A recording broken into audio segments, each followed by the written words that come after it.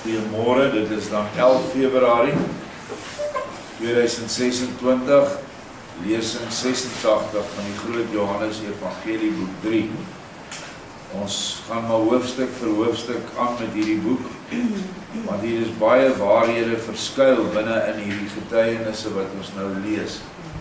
En nie elkene neem dieselfde een ter harte nie. Elkene van ons is verskillend, ons verskillende paadjies wat ons loop, maar baie keer is dit een paragraaf of een sin wat iemand rit. En ek het nou al soveel mense na my toe kom en sê, weet jy, hierdie lesing, hierdie paragraaf, my nou in my spore gerig. En is nie net hierdie nie, dit wat Karen ook lees nou die dag, het my, een van die lesings het my in my spore ingerig. En ek het die goed al hoeveel keer gelees, ek het dit dan vertaal. Maar, jy sien dit nie altyd nie. En die tyd waarin ons nou is baie belangrik. Ek wil, voor ek hierdie lees, wil ek net sê, dat ek is die naweek deur iemand besoek, wat baie lanklaas by my op die plaas was. Hy was maar eintlik 'n bietjie vies vir ons, oor eintlik onbenullighede, toe kom hy nou uit die bloute uit, en hy bring toe vir my 'n hele tydlyn. Nou ek het al baie tydlyne in my lewe gesien, en ek steur my nie eintlik meer aan tydlyne nie. Ek het 'n tydlyn gehad op 'n stadium in Volkleer, as jy hier begin uitrol, dan gaan hy tot by daai muur. Dan moet jy so met hom loop, van Adam af tot by die tyd waar ons nou is. Maar die goed maak nie sin nie, want die mense sien nie die goed reg, hulle aannames is verkeerd, maar hierdie ene was vir my redelik reg, en dit gaan oor die 7 jaar voor ons beginnende 2026. Die vraag die ou, hoekom weet hierdie oudes nou 2026, wat is sy voorafgaande goed? Toe is daar nie eintlik antwoorde nie, behalwe, as dit nie begin in 2026 nie, sal dit dan begin in 2027, so ons kan nou kyk. Nou, ek het genoeg boodskappe gesien van geloofwaardige getuies, wat gesê het dat die groot dinge begin in Januarie, Februarie hierdie jaar. En volgens hierdie tydlyn van 'n ou onder in die Kaap, wat hy gebring het, hy het die moeite gedoen om af te ry, en dit sy eie te maak. En daar is verstommende syfers wat ooreenkom. Die 1260 dae van die mense wat die Bybel ken, weet is 'n tydperk. 2300 aandes en môres. Bloedrivier pas presies binne in hierdie mense, in hierdie tydlyn in. En die tydlyn begin Pasga hierdie jaar. En dit is, ek weet nie wat 'n datum nie, maar dit is die 14de van die nuwe jaar, 14de dag van die nuwe jaar. En hoe ons sal weet, is dat die bassein sal blaas. En toe ek vra nou, hoe sal die bassein blaas? Sal dit 'n hemelse klank wees wat almal sal hoor? Of wat sal dit wees? Dus die antwoord, dit is die begin van die getuienis van Elia, of van Johannes die Doper, want Johannes die Doper en Elia is dieselfde. En dan kan jy alles terugtrek na Joshua se 3,5 jaar op aarde, en jy kan hierdie goed begin inpas. So ons wag dan vir Elia, wat Joshua beloof sal kom voor die groot en deurligtige dag van Jahwe. Dit staan in Maleagi 4.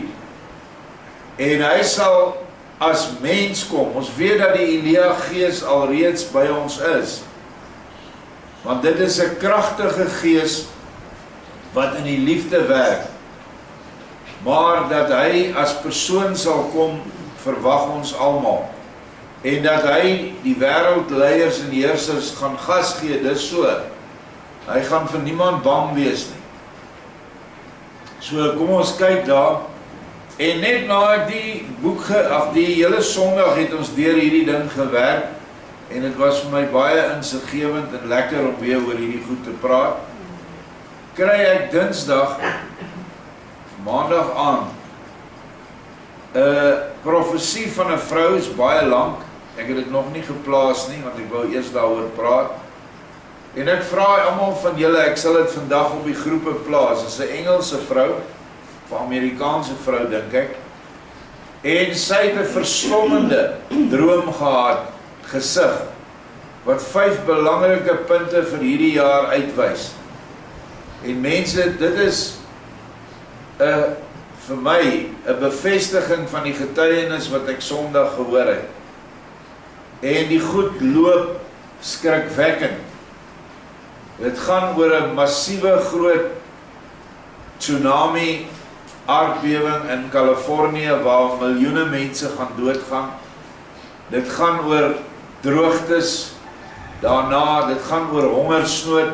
Sy gee die maande van hierdie jaar wanneer alles gaan plaasvind. Onder andere in September kom daar weer 'n poging om die mense in te spuit, maar met veel misleiding. En weer eens sal die hele wêreldstelsel, die leiers, die politieke leiers, die geestelike leiers, almal sal daardie ding doen. Net hulle wat in Yeshua vas staan, sal wegbly van die merk af. En die deadline, as ek dit so kan sê, is 15 Desember, die dag voor Bloedrivier, sal almal daardie ding moet in hê, en dan andersins sal jy vervolg word. So dit is, hierdie jaar is 'n skeidingsjaar. Dit is 'n, wat noem mense, 'n jaar van besluitneming vir elke mens. Want as jy nie vroeg in hierdie jaar jou saak met die Vader reg kry nie, gaan jy heeltemal oorhel na die wêreld toe. En dan gaan niks vir jou sin maak nie. En dan gaan hierdie wêreldse aanslag op jou. Onthou, die uiteindelike aanslag op jou is om jou wil weg te vat. En die enigste manier hoe om jou wil weg te vat op die huidige oomblik is misleiding. Dan verander hulle jou wil om nie meer die wil van Vader te doen nie. Maar nou met hulle AI en met hulle inspuitings en inentings het hulle nou 'n manier gevind om jou DNA te penetreer met sekere substansie waar hulle jou wil afsit en aansit soos hulle wil. Hulle jou emosies laat kry wat hulle wil hê jy moet hê. Hulle kan jou kwaad maak, hulle kan jou vol liefde maak, hulle kan jou enige emosie gee wat hulle wil. Dit beteken jy is as mens nutteloos vir die hemelse Vader. Want Vader kan niemand in sy koninkryk inbring, nie eers hier op die aarde gebruik, wat sy wil opgegee het nie. Want dan is jy mos nie meer jy nie. Jy is mos nou gemanipuleer. En dit is die merk waarvan jy geen, let wel, geen vergifnis kan kry nie. Dit is die uiteindelike laster teen die Heilige Gees, wat die Bybel van praat, wat onvergeefbaar is. Want jy gee nie meer die Heilige Gees, wat verantwoordelik is vir jou daaglikse lewe en bestaan, gee jy nie kans om in jou te funksioneer nie. Jy het nou 'n ander gees, die gees van die merk, of dit in die vorm van 'n inspuiting of 'n AI bindeltjies, goedjies is wat in jou bloed vloei, ek weet nie, weet te min daarvan. Maar ek weet genoeg in die skrif, dat dit gaan kom, en dan kan hulle nie verander nie. Hulle moet eers weer hulle liggame aflê, hulle sal na die doderyk toe gaan, uiteindelik weer gekluister word in die materiële ryke, en na baie jare, moontlik, op 'n ander planeet, 'n baie erger lewe lei, as wat hulle nou gelei het, wat hulle opgeoffer het. Maar dis nie vir my om te besluit nie. So ek wil net hierdie goed noem. Hierdie jaar is belangrik. En luister asseblief daai ding, dit is nogal lank. Maar is die moeite werd. Die vrou praat sin, en jy kan sien dat die boodskap vanuit Yeshua se liefde kom. Dis altyd die belangrike, is nie net veroordelend nie. Dit is waarskuwend, maar vol liefde. Ons lees. Hoofstuk 161 van boek 3, die getuienis van Floran. Dit is nou daai ou wat nou so baie woorde gehad het en baie teen dit alles was en nou bring die engel hom nou na Joshua toe en hy kom toe uiteindelik by Joshua nou met die 50 ander fariseërs en Joshua hulle gaan nou nader aan hulle. Ons kom nou stadig by die 50 aangestap waar hulle dadelik so diep as moontlik voor ons buig. Ek sê vir hulle om soos manne regop te staan wat hulle dadelik doen. En ek, Joshua, vra aan hulle, glo julle dat ek die een is waaroor alle profete geprofeteer het? Almal sê, meester, daar twyfel nie een van ons aan nie. Maar as u die een is, waarom vra u dit dan vir ons? Terwyl u tog ons geheimste gedagtes ken, nog voor ons kan begin om te dink. Joshua sê, laat geen een van julle daaroor aanstoot aan my neem nie. Want dit gaan hier nie oor dit wat my natuurlik al van ewigheid af bekend is nie. Maar oor dit wat julle nou sê. Julle kan my nie vroeër in julle opneem, as wanneer dit wat in julle sit, ook na buite kom nie. Hulle moet dit bely. Al weet Joshua presies wat binne in elke mens aangaan. Julle kan my wel met julle oë sien en my stem met julle ore hoor, maar julle hart kan my dan nog nie in gees en waarheid hoor en verstaan nie. En daarom stel ek 'n vraag aan julle, en die antwoord wat julle my gee, het 'n heel ander uitwerking op julle hele lewe, as 'n antwoord wat julle aan een van julle eie mense sou gee. Want hier antwoord jy die skepper van hemel en aarde wat in Joshua is, en voor hom kan jy nie lieg nie. Daarom vra ek julle nou nog 'n keer, of julle wel heeltemal sonder om te twyfel glo, dat ek die een is, waarvan Moses en die profete geprofeteer het. Sê nou sonder vrees, wat julle in julle harte daarvan dink. Floran sê, meester, u verstaan ons aard beter as ons. Dit het alles so plotseling of skielik gebeur, soos gister se nasom en haar skielike verdwyning.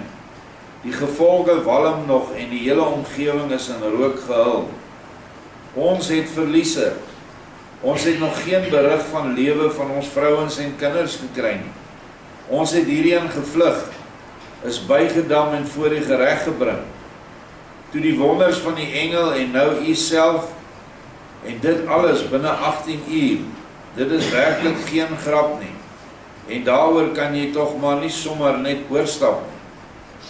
Dit kom vir myself en ook sekerlik al my metgesalle voor soos 'n droom. Dit is 'n volkome realiteit en nooit kan alles wat hier gebeur het ontken word nie. Maar daar het hier in 'n kort tyd soveel buitengewone dinge gebeur, dat dit nie op een slag verwerk kan word nie. Ons glo sonder twyfel alles wat hier is en gebeur het, en dat u die Messias is, waaroor alle profete geprofeteer het. Dit is net so seker, as die feit dat die ou Romein opperstadhouer is oor heel Asië, ten minste vir sover dit deur die Romeine verower is. Maar voordat alles tot ons deurgedring het, sal dit nog wel 'n tyd duur. Met een slag kap 'n mens geen boom om nie. En ons kan dit alles nie heeltemal op een slag verwerk nie.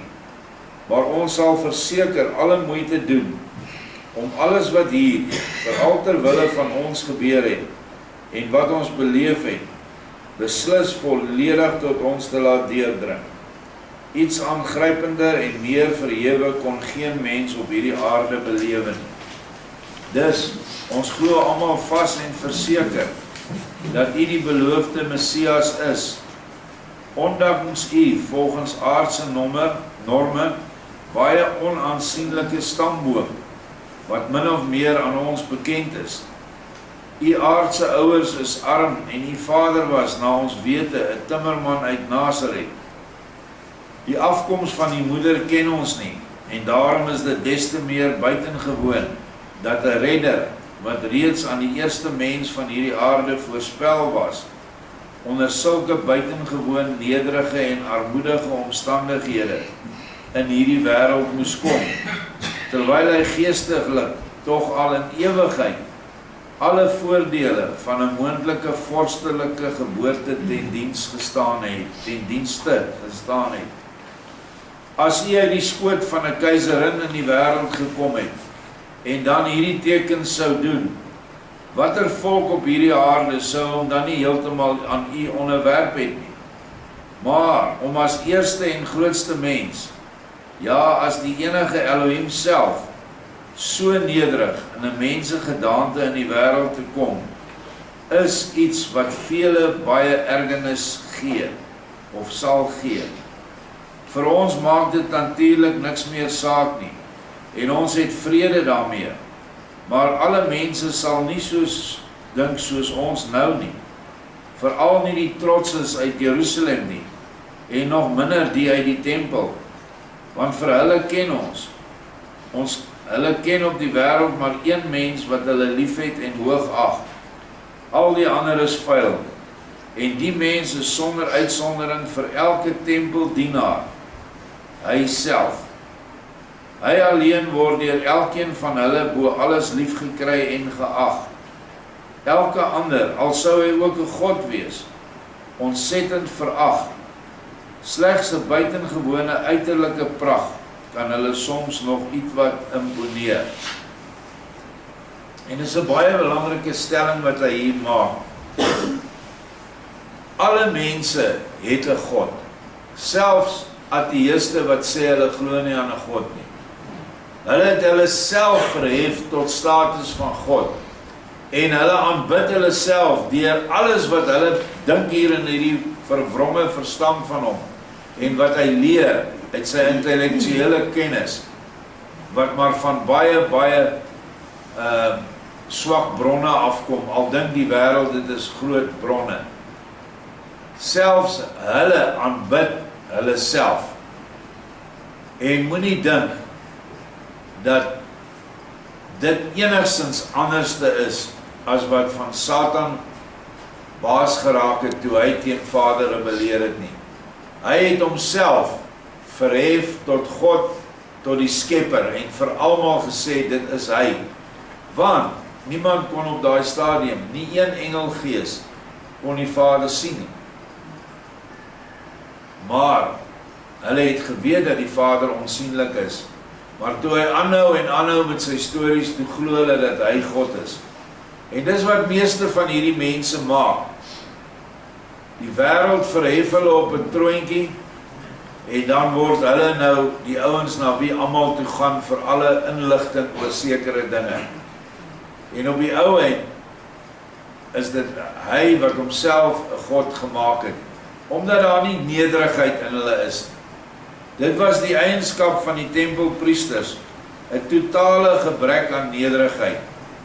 En eers moes Yeshua hierdie 50 bewerk, en hy het hulle bewerk deur Sirenius en deur 'n engel, en uiteindelik het hulle tot hulle sinne gekom.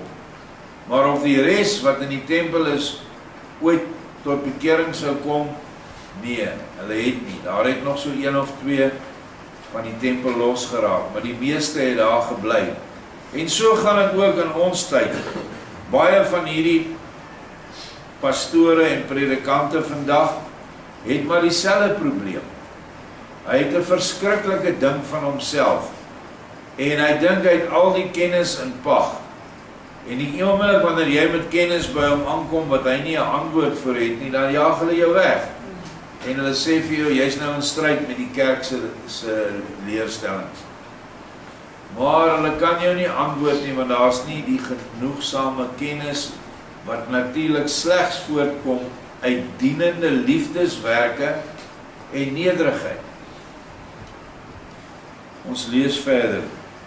As u, o meester, vandag na Jerusalem sou gaan en dit sou bekend maak, dood hulle binne 3 dae u liggaam. Hulle kan weliswaar mekaar se bloed goed drink, maar omdat hulle mekaar almal gebruik om hulle eie selfsugtige doel te bereik, duld hulle mekaar onder die vermomming van gehuichelde vriendskap. Hulle vertrou mekaar slegs sover hulle mekaar sien, en maar tog huichel hulle sodat hulle mekaar onvoorwaardelik glo. As hulle mekaar vir een of ander saak nodig mag hê, verlang hulle van die ander 'n reeks borgtogte om hulle te verplig om eerlik te handel. Maar selfs hierdie borgtogte maak geen sin nie. As diegene wat die saak moet afhandel, by die doen van sake kans sien om meer te verdien as die gegewe borgtog bedrag, dan laat hy die borgtog rustig vaar en steek hy die groter voordeel baie eenvoudig in sy eie sak. Mense sou baie daaroor kan vertel, maar omdat u, o meester, tog alles weet, sou elke verdere woord uit my mond ydel en dwaas wees. En ek sê vir u, dat ons ook daarom volkome in u glo, want u moes kom, om aan alle oneerlike gruwels vir altyd 'n einde te maak. Net ietsie oor die borgtogte, dis wanneer jy borg staan vir iemand, gewoonlik in die vorm van geld, en dit word verbied in die Bybel. Jy mag nie borg staan nie. En dit is eintlik logies hoekom jy nie mag borg staan nie, want jy verbind jou nou aan daai persoon se lewe met 'n getekende kontrak, terwyl jy slegs jou lewe mag bind aan Yeshua deur die kontrak van die liefde. En wanneer jy hier goed doen, begin allerhande dinge in jou lewe plaasvind waaraan Yeshua niks kan doen nie.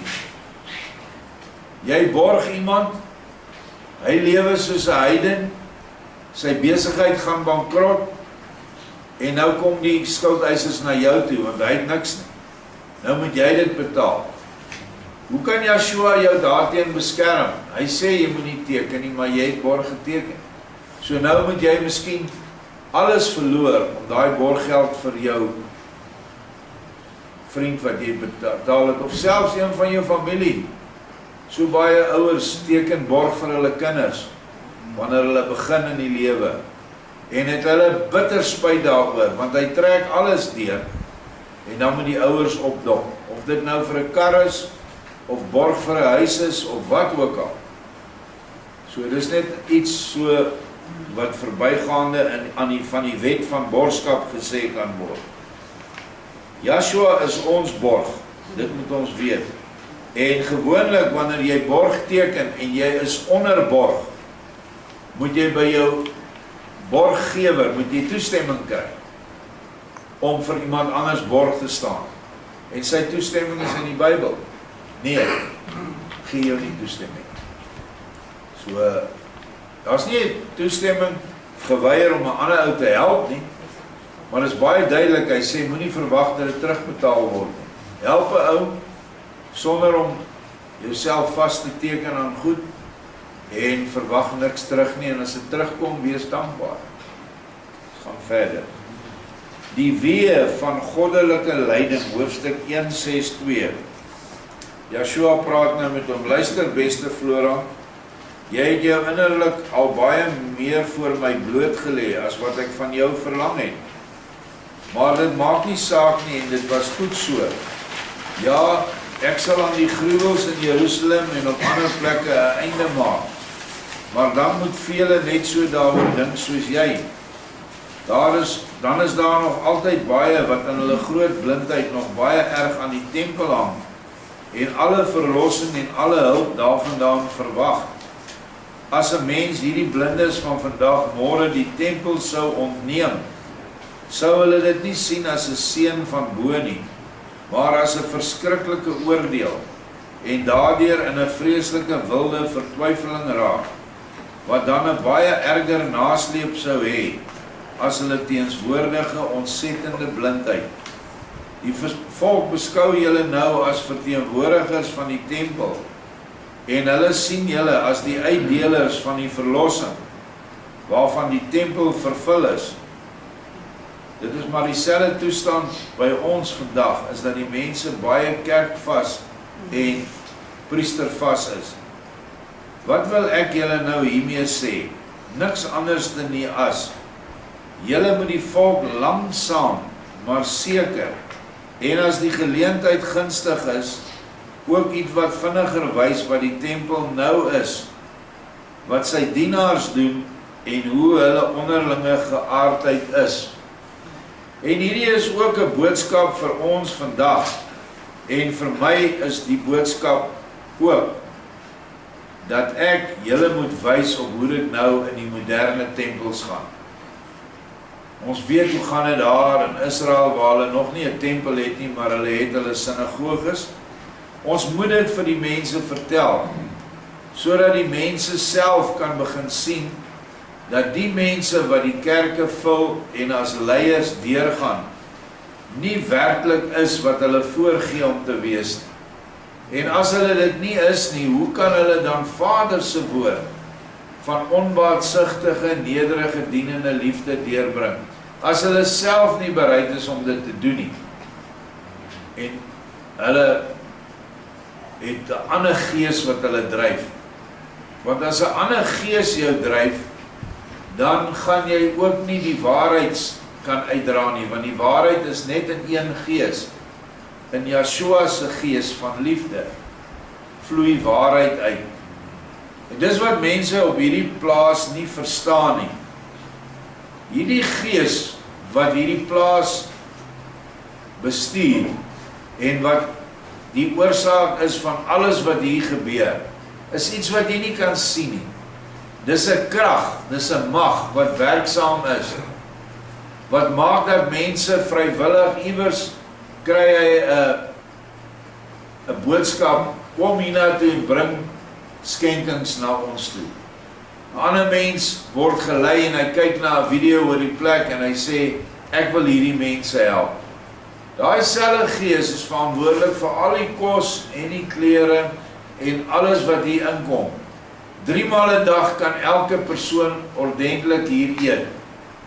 Maar hulle vergeet dat dit dieselfde gees is wat vanoggend in hierdie saaltjie die woord bring.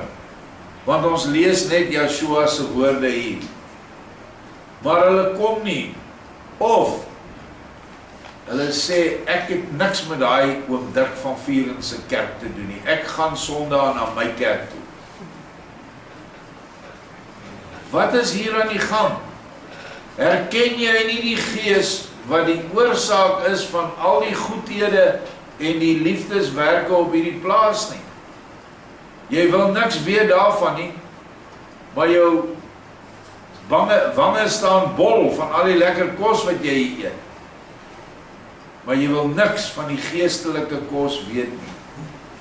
En dit maak nie sin nie, want dieselfde gees wat vanoggend hier praat, is dieselfde gees wat alles bring na hierdie plaas toe. Dis dieselfde gees wat sorg vir veiligheid, beskerming, voorspoed. Orals waar ons is. Orals lees ons van mense wat aangeval en geroof en gemoor word, maar ons is beskerm. Dink daaraan wanneer jy weer iets negatief sê oor die lering wat ons hier kry. Watter vers is ek nou by? Die goeie werk moet julle natuurlik so ongemerk moontlik doen. Dit is nou om die tempelgees uit die mense uit te kry. Dit kan julle des te makliker doen, omdat julle nou geheel en al Romeinse burgers geword het. En die tempel sal julle nie kan bykom nie, omdat die swaard van Rome tussen julle en die tempel staan en waak. Dit is dus al een taak wat ek aan julle opdra. Voer dit uit, en die loon sal nie wegbly nie. Daarvan kan julle volkome seker van wees. Is julle eens daarmee? Nou sê Staar, die leier van hierdie ouens, die owerpriester, meester, moet ons ou plek in Caesarea Philippi weer inneem, of moet ons na 'n ander plek gaan? Joshua sê vir hom, julle moet hier in Caesarea Philippi bly en onder die leiding staan van ons gasheer Markus, waaraan Cyrenius en ek die mag oor hierdie hele omgewing sal verleen, en wat dit grotendeels eintlik al het. Die distrik van Caesarea Philippi is groot en bevat baie honderde duisende mense. Wanneer hulle eenmaal voorligting sal kry, sal die liggaam van self verder uitbrei. Maar dit sal van julle wysheid afhang om dit gedoen te kry. Nou sê daar, meester, dit is alles baie goed en wel, maar nou is die hele stad nog 'n puin en ashoop. Ons het geen huise nie, en ons sinagoge was een van die eerste geboue wat die vlamme ten prooi geval het. Waar sal ons gaan woon? Joshua sê vir hom, laat dit julle minste sorg wees. As ek dit wil, kan daar in 'n oomblik 'n kant en klare wêreld vir julle daar staan. Laat staan nog so 'n ou staatjie. Oorigens sal Cyrenius, ondersteun deur my barmhartigheid, wel alles aan die werk stel en dis ook vir julle onderhoud sorg. Bovendien sal die hoë gaste wat ons al sedert vanmôre verwag, nou weldra hier aankom, en dan sal daar nog baie bespreek en besluit word.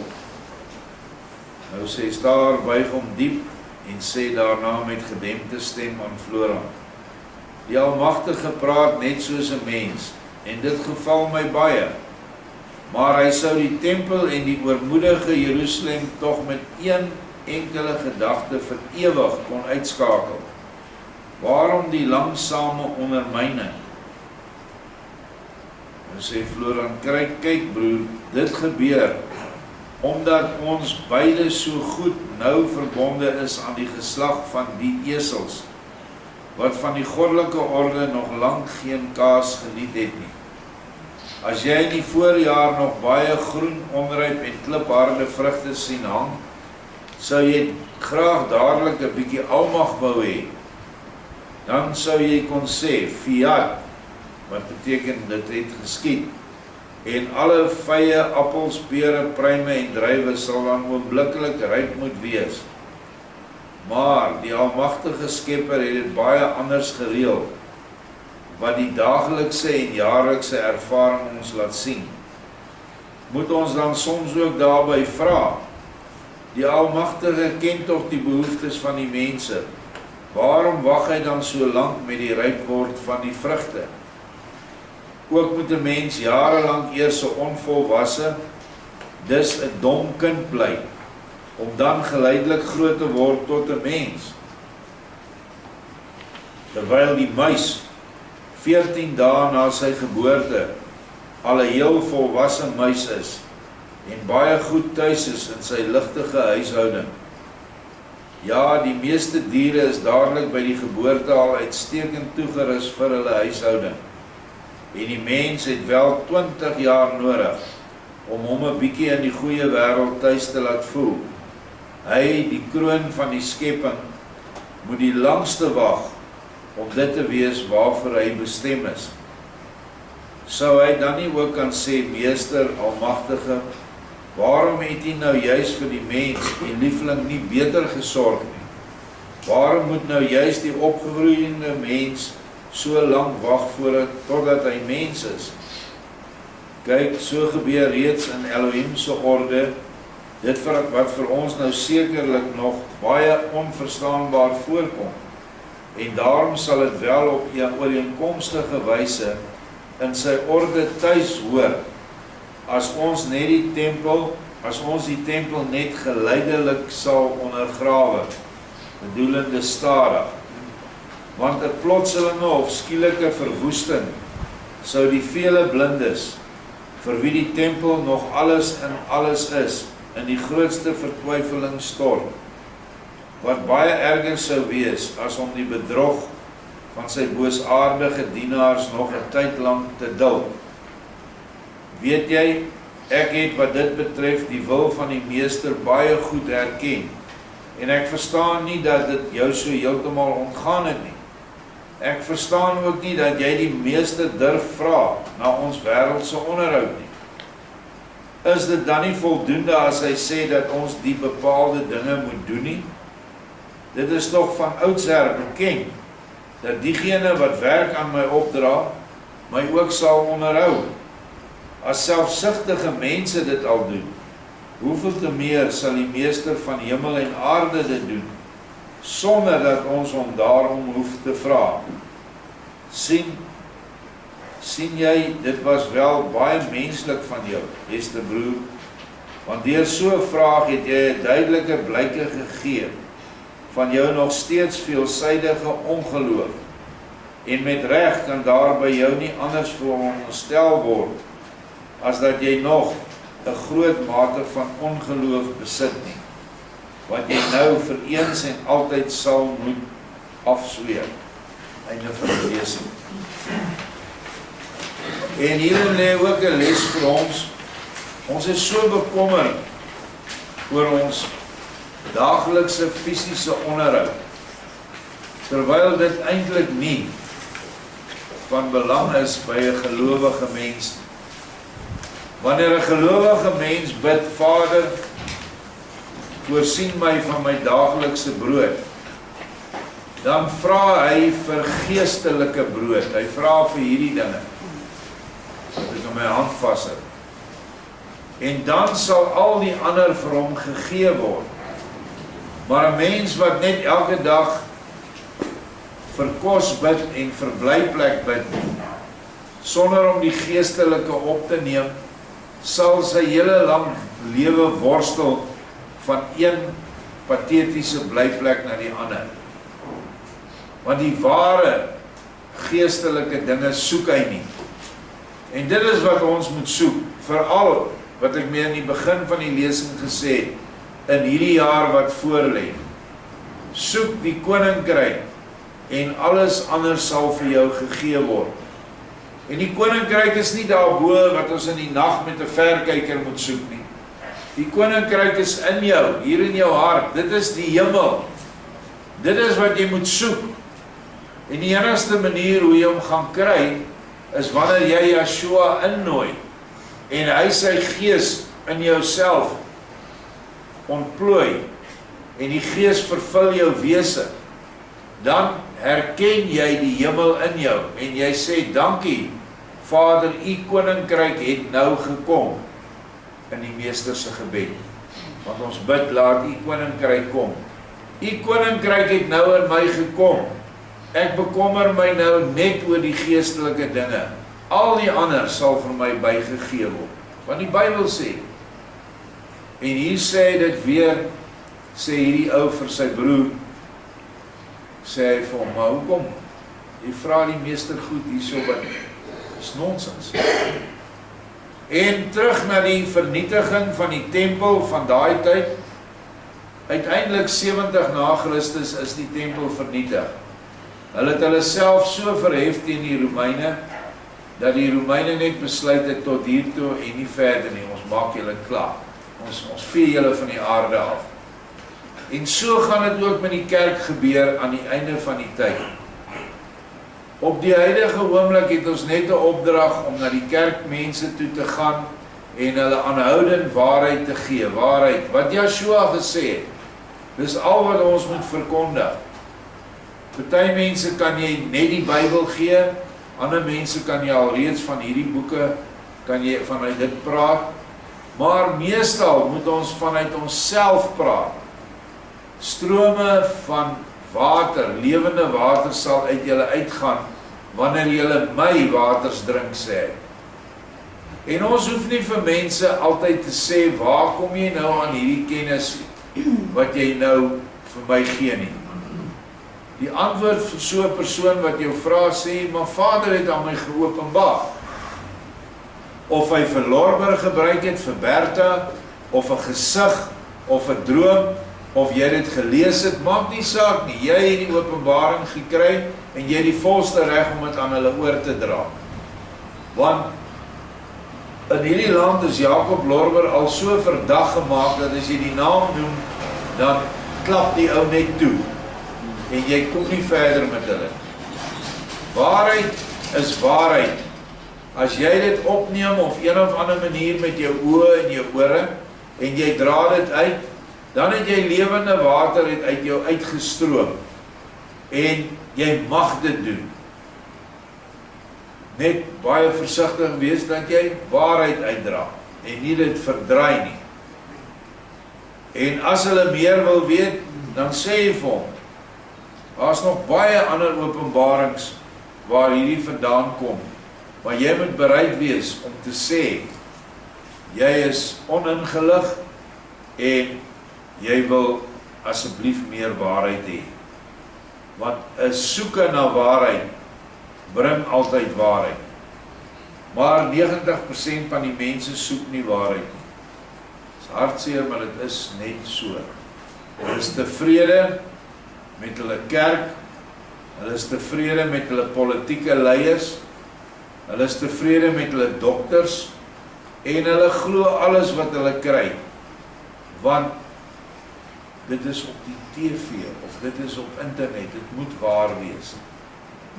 Terwyl waarheid kom nie so nie, waarheid kom van Yeshua af. Baie dankie. Amen.